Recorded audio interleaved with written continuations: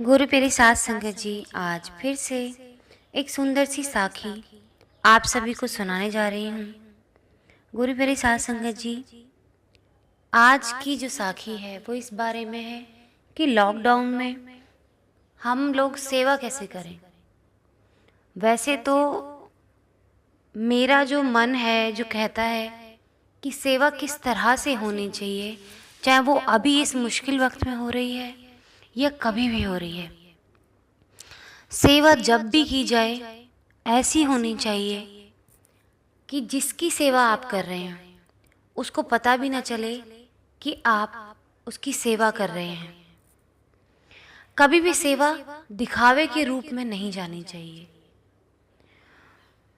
तो गुरु प्यारी साध संगत जी, आज का जो मुश्किल वक्त चल रहा है, इस दौरान सेवा की ज़रूरत गरीब लोगों को तो है ही, लेकिन साथ साथ उन लोगों को भी है जो मध्यम वर्ग के परिवार हैं।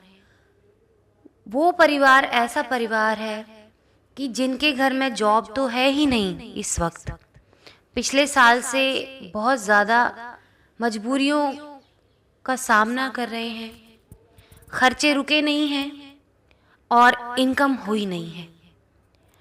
और खुददार भी इतने होते हैं मध्यम वर्ग के लोग कि कभी भी वो लाइन में लग के हाथ फैला के कुछ मांगना नहीं चाहते किसी से। तो वो बेचारे घर में भूखे रहना पसंद कर लेते हैं एक घड़ी, लेकिन कभी भी लाइनों में लग के वो किसी से कुछ लेने नहीं जाते। तो गुरु प्यारी साध संगत जी, जो लोग सेवा कर रहे हैं वो इस बात का खास ख्याल रखें कि उनको सेवा किस तरीके से करनी है। जो लोग सक्षम हैं, जो सेवा कर सकते हैं, किसी की मदद कर सकते हैं, परमात्मा ने उनको इस काबिल बनाया है कि वो उनकी मदद कर सकते हैं।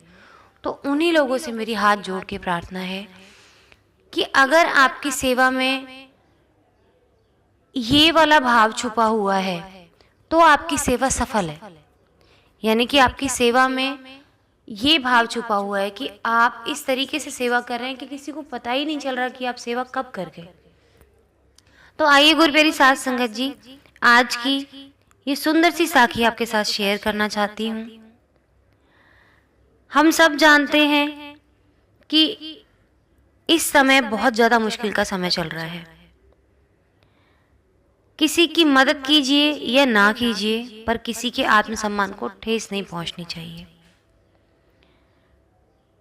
गुरु प्यारी साध संगत जी, ये जो साखी है वो कहानी है एक मध्यम वर्ग की टीचर की, जो बच्चों को पढ़ाती थी, ट्यूशन देती थी। लेकिन अब जैसे कि आप सब लोग जानते हैं कि जैसा माहौल हो गया है पिछले साल से, ना तो कोई किसी के घर आ सकता है, ना कोई किसी के घर जा सकता है। और ये उन एरियाज़ की बात कर रही हूँ जहाँ पर नेटवर्क भी इतना स्ट्रांग नहीं है कि लोग ऑनलाइन कोचिंग भी दे सके। तो गुरु प्यारी साध संगत जी, वो टीचर घर पे खाली बैठी हुई थी। उनके घर में राशन नहीं था, खाने के लिए कुछ नहीं था। ना तो वो किसी से अनाज मांग सकती हैं, ना किसी से खाना मांग सकती हैं, और उधार पे उधार लेकर अपना घर भी नहीं चला सकती। और ये जो है हश्र सारे मध्यम वर्गीय परिवारों का हुआ पड़ा है कि वो किसी से कुछ मांग नहीं सकते। तो गुरु प्यारी साध संगत जी, मोहल्ले में बच्चों को पढ़ाने वाली एक लेडीज टीचर के घर आटा और सब्जी नहीं था, मगर वो सादगी से रहने वाली थी। वो जो टीचर थी बाहर आकर मुफ्त राशन वाली लाइन में लगने से घबरा रही थी। बाहर सेवा चल रही थी और जितने भी लोग थे लाइन में लगे हुए थे, उनके पीछे लगने में उनको शर्म आ रही थी। उनको लग रहा था कि शायद मेरी हेल्प कोई नहीं करेगा, मेरी मदद कोई नहीं करेगा, क्योंकि वो लोग ये समझेंगे कि ये तो खाते कमाने वाले घर की है और इसकी मदद क्यों की जाए। लेकिन गुरु प्यारी साध संगत जी, अब मध्यम वर्ग की जो हालत हो गई है बहुत बुरी हो गई है। जो हालत गरीब लोगों की या बिलो पॉवर्टी लेवल जो लोग थे उनकी हो रही थी, वही एक हालत मध्यम वर्गीय परिवार की भी हो गई है। तो ये हाल देख के जो लोग फ्री राशन बांट रहे थे, उस सोसाइटी ने एक कदम उठाया। उनको ये बात पता चल गई कि इस तरीके से माहौल बना हुआ है, कोई भी फ्री में आटा या सब्जी लेने के लिए इस लाइन में नहीं लग रहा है, सिवाय गरीब परिवार के और जो बिलो पॉवर्टी लेवल के लोग हैं। तो उन्होंने बैठ के एक तरीका अपनाया कि किस तरीके से उन लोगों की मदद की जाए, कि अब तक तो हम गरीब लोगों की मदद करते आ रहे थे, लेकिन इस वर्ग की हम कैसे हेल्प कर सकते हैं, क्योंकि उनके घर में भी बच्चे हैं, बच्चे भूखे रह रहे हैं काफ़ी दिनों से और उनके घर में भी तंगी आ रही है। तो किस तरह से ऐसे परिवार की मदद की जाए जिससे उनके आत्मसम्मान को ठेस भी ना पहुंचे। तो जब उन्होंने ये सोचा तो उन्होंने एक राय मशवरे के बाद में फ्री राशन के वितरण की जगह एक बोर्ड दूसरा लगाया, जिस बोर्ड पे लिखा था स्पेशल ऑफर, हर प्रकार की सब्जी 15 रुपये किलो, मसाला फ्री, आटा दाल चावल चीनी 15 रुपये किलो। ऐसा बोर्ड में लिखा देखकर जिस समय पे वो लोग ये बोर्ड लगाते थे स्पेशल ऑफर वाला, दिन में उन्होंने 2 बोर्ड लगाने शुरू किए, एक स्पेशल ऑफर का और एक फ्री वितरण वाला। तो स्पेशल ऑफर वाला जब लगाते थे तो जो मध्यम वर्गीय परिवार ने पढ़ा कि कुछ सामान मिल रहा है बहुत कम दामों पे, तो मध्यम वर्गीय परिवार की भीड़ वहाँ लग गई स्पेशल ऑफर वाले बोर्ड के पास। और जो बेचारे गरीब लोग थे उनकी जो भीड़ थी वो सुबह से हटके, जब स्पेशल ऑफर वाला बोर्ड लगता था उस बोर्ड से हटके शाम वाले बोर्ड पे लगने लगी। मध्यम वर्गीय परिवार अपने आत्मसम्मान को लेके लाइन में लगना उन्होंने शुरू किया। उन्होंने सब सामान लिया और उसके बाद अपने घर पहुंचे। ये जो टीचर थी ये भी अपने घर पहुंची। इन्होंने जाके देखा कि जो सामान वो लेकर आई थी घर पे, उस सामान के अंदर उतने ही पैसे जितने पैसे वो अपने राशन के भुगतान के लिए गई थी देने के लिए, वो पैसे उनकी थैली में ही पड़े हुए थे, बिना किसी को दिखाए, बिना किसी को पता चले।